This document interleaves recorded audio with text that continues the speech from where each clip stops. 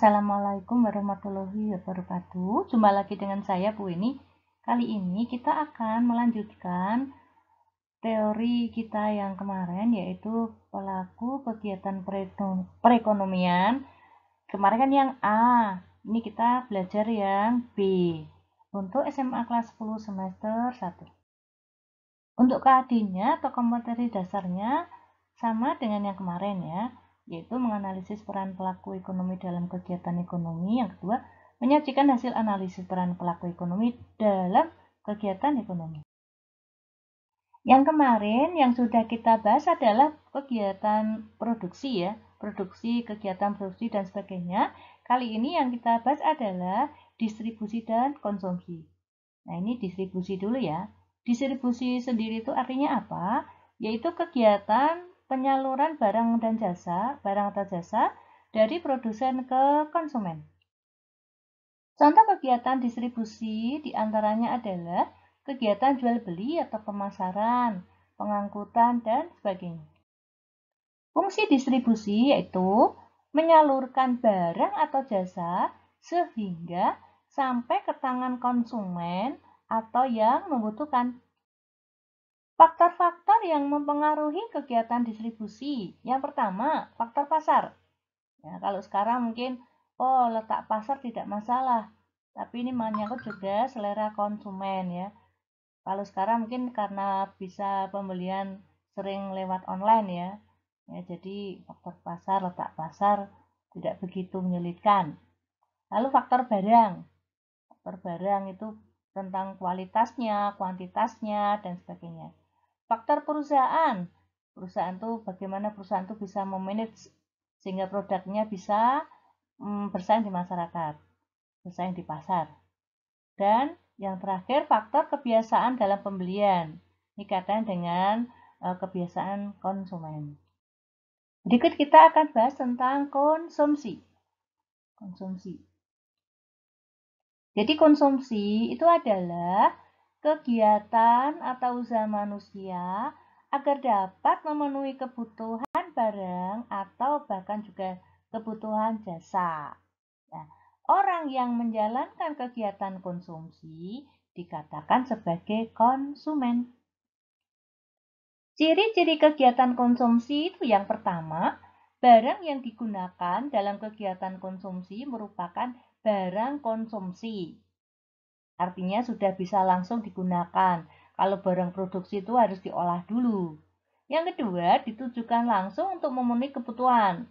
Jadi bisa langsung langsung digunakan, tidak melalui proses ya, tidak melalui proses pembuatan, jadi langsung dipakai atau digunakan. Lalu yang ketiga, barang yang dipergunakan akan habis ya, jadi digunakan lama-lama habis atau berkurang. Atau kalau merupakan suatu benda yang tidak digunakan atau dalam tanda kutip dimakan, mengalami pengurangan nilai atau penyusutan. Jadi tujuan dari kegiatan konsumsi itu adalah yang pertama, mengurangi nilai guna barang atau jasa secara bertahap, ya, bisa langsung atau bertahap. Lalu menghabiskan nilai guna barang sekaligus, berarti ini langsung dipakai, langsung habis. Lalu memuaskan kebutuhan secara fisik itu yang tampak ya, barang yang kelihatan. Lalu memuaskan kebutuhan secara rohani itu tidak tampak tapi bisa memenuhi kebutuhan. Berikut ini beberapa faktor yang mempengaruhi pola konsumsi. Yang pertama, pendapatan. Semakin tinggi pendapatan seorang, pola konsumsinya juga semakin banyak, semakin meningkat. Lalu yang kedua, harga barang dan jasa. Kalau harga barang jasa itu terlalu mahal, misalnya mobil sport, tidak setiap orang mampu belinya. Tingkat pendidikan. Semakin tinggi tingkat pendidikannya, konsumsinya juga relatif semakin banyak karena dia tahu, oh ini harus digunakan, oh ini penting, oh ini perlu, dan sebagainya. Lalu jumlah keluarga. Kalau jumlah keluarganya semakin besar, otomatis kegiatan konsumsi juga semakin banyak. Kalau keluarga kecil mungkin satu hari cukup 2 ons beras, atau kalau keluarga besar mungkin lebih dari 1 kilo misalnya. Lalu jenis kelamin, misalnya wanita lebih banyak membutuhkan perhiasan, aksesoris, baju, untuk fashion, kebutuhan fashion dan sebagainya dibandingkan dengan laki-laki. Selera yang keenam ya, selera juga berpengaruh. Masyarakat di sekitar kampung Anda sukanya mie ayam bakso, nah itu berarti kalau jualan mie ayam sama bakso laris ya. Kalau jualan soto mungkin karena tidak terlalu suka ya tidak begitu laris, kan tergantung dari selera masyarakat. Berikutnya adat istiadat. Nah ini kalau orang mungkin suka pakai ritual ya, misalnya orang punya anak kecil mau atau mungkin baru dari punya masih hamil misalnya ya. Kalau pakai adat istiadat kan kalau orang Jawa mungkin ada istilah waktu 4 bulan mapati, waktu 7 bulan mitoni, nanti setelah lahir ada pas lahir brokohan, nanti kalau udah 4 selapan ya istilahnya, selapanan dan seterusnya. Ini kaitannya dengan adat istiadat. Lalu mungkin ada upacara-upacara ritual yang lain seperti itu. Berikut teori perilaku konsumen. Berikut adalah pendekatan yang nomor 1 nih ya, pendekatan kardinal, yaitu menyatakan bahwa utilitas dapat diukur secara langsung melalui angka-angka. Oleh karena itu, pendekatan ini disebut juga dengan pendekatan kardinal. Hukum Gosen yang pertama. Jadi, berdasarkan pola konsumsi manusia dalam mengkonsumsi satu jenis barang untuk mencapai utilitas maksimum, lahirlah hukum Gosen pertama yang dikemukakan oleh Hermann Heinrich Gosen. Pada intinya, hukum ini menyatakan jika pemenuhan kebutuhan akan satu jenis barang dilakukan secara terus-menerus, utilitas yang dinikmati konsumen akan semakin tinggi. Tetapi setiap tambahan konsumsi atau satu unit barang akan memberikan tambahan utilitas yang semakin kecil. Perhatikan kurva berikut ini. Jadi kita perhatikan ya, saat dari awal ini kenaikannya tajam sekali ya, sampai 11 gelas, ya 15 gelas itu, ini contohnya kan gelas air ya. Itu masih tinggi lah, puncaknya di sini ya.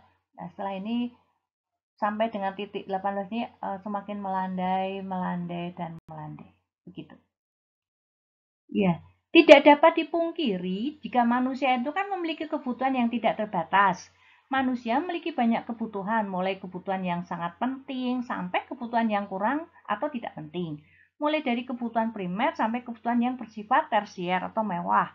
Untuk itu, Gosen mengemukakan lagi teorinya yang dikenal dengan hukum Gosen kedua, yang menyatakan jika konsumen melakukan pemenuhan kebutuhan akan berbagai jenis barang dengan tingkat pendapatan dan harga barang tertentu, konsumen tersebut akan mencapai tingkat optimisasi konsumsinya ya maksudnya ya, pada saat rasio MU atau marginal utility berbanding harga sama untuk semua barang yang dikonsumsinya. Dewasa ini, para ahli ekonomi menolak gagasan tentang utilitas yang dapat diukur dengan angka-angka terhadap barang yang dikonsumsi sehari-hari. Kini telah dikembangkan pendekatan baru untuk menjelaskan prinsip memaksimumkan utilitas oleh seorang konsumen dengan pendapatan yang terbatas. Teori ini dikenal dengan teori utilitas ordinal, ya. Utilitas ordinal atau pendekatan ordinal, yang menyatakan bahwa utilitas tidak dapat dihitung, melainkan hanya dapat dibandingkan. Jadi, menurut teori ini, yang berlaku adalah apakah seorang konsumen lebih menyukai kombinasi barang tertentu daripada kombinasi barang lainnya. Yang pertama adalah kurva indifferent ya, adalah kurva yang menggambarkan kombinasi beberapa barang yang sama-sama disukai oleh konsumen. Ya. Contohnya, Anda diberi kombinasi barang tertentu misalnya 10 unit pakaian dan 8 unit buku. Kemudian Anda diberi beberapa alternatif pilihan kombinasi barang dengan jumlah yang berbeda, misalnya 8 unit pakaian dan 10 unit buku. Jika Anda menilai alternatif yang diberikan, yaitu berupa tambahan 2 unit buku, lebih rendah daripada pengurangan 2 unit pakaian, maka Anda akan memilih kombinasi barang yang pertama. Anda menilai kedua kombinasi barang tersebut tidak berbeda atau indiferen.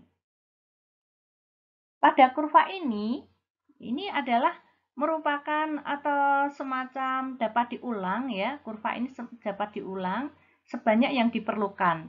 Jadi kurva ini merupakan salah satu berbagai kemungkinan yang tak terhitung banyaknya dan bisa diulang seperti itu.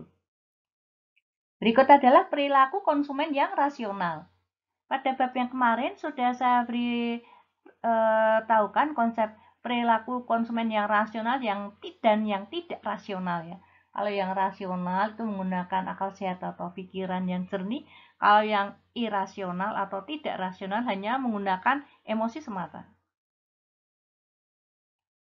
Bila mana seorang konsumen dikatakan sebagai konsumen yang rasional, ini bila produk yang digunakan itu memberikan kepuasan nilai guna yang optimal. Yang pertama, produk tersebut memang benar-benar dibutuhkan oleh konsumen. Lalu yang kedua, kualitas atau mutu produk tersebut terjamin baik ya. Yang ketiga, harga suatu produk sesuai dengan dan setara dengan kemampuan yang dimiliki oleh konsumen. Kalau dalam bahasa Jawa, boten kegeden empyak kalian cagak. Artinya, jangan sampai lebih besar pasak daripada tiangnya. Nah, nanti kalau rumah lebih besar pasak daripada tiangnya, bisa ambruk gitu. Demikian juga dalam perekonomian sebuah rumah tangga. Berikut kami sajikan soal ya. Terangkan hubungan antara RTK dan RTP dalam perekonomian. Alternatif penyelesaiannya, hubungan antara RTP dan RTK, RTK dan RTP tercermin dalam pertukaran barang dan jasa serta pertukaran faktor-faktor produksi. RTK menyerahkan faktor-faktor produksi kepada RTP. Dari faktor-faktor produksi tersebut, RTP memproduksi barang dan jasa. Selanjutnya, output berupa barang dan jasa dikonsumsi atau dibeli konsumen untuk memenuhi kebutuhannya. Hasil penjualan produsen merupakan pendapatan bagi RTP yang sebagian digunakan untuk membayar kepada RTK atas penggunaan faktor produksi RTK atas penggunaan faktor-faktor produksi. Terima kasih sudah menonton. Jangan lupa subscribe, like, share, and comment ya. Sampai jumpa di video saya berikutnya. Semoga bermanfaat. Wassalamualaikum warahmatullahi wabarakatuh.